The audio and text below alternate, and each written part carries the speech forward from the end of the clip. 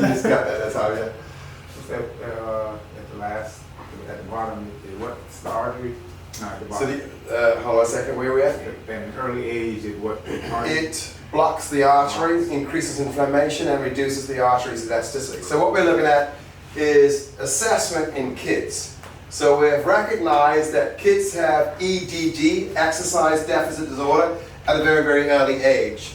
So this particular study, which is called the Special Turku Coronary Risk Factor Intervention Project, what they do is they actually measure the thickness of the aorta. And the aorta, which I wrote on the board, is the primary artery and the major artery that distributes oxygenated blood and nutrients around the body. So the thickness, and I'm just going to pull the board down if I can slightly to give you an illustration, is the thickness here dictates the health status of these kids. So when you have kids that are 10, 12, 13, 14 years old with a thickened wall that is atherosclerosis, this is plaque and fatty deposits as a consequence of poor lifestyle choices, also enhanced with inflammatory responders, these kids are likely to have early heart attacks and things of that particular nature, diabetes, all these unsavory chronic diseases, okay, due to the fact that their lifestyle and obviously the environment that they were in did not foster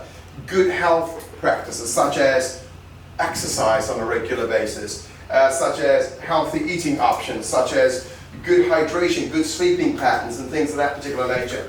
Okay, so there's a profound effect on our kids because of the introduction to adverse health lifestyles at an early age, and that's what you're now faced with. So if you can imagine that this is happening at an early age in our kids, their lifespan is significantly shortened as a consequence.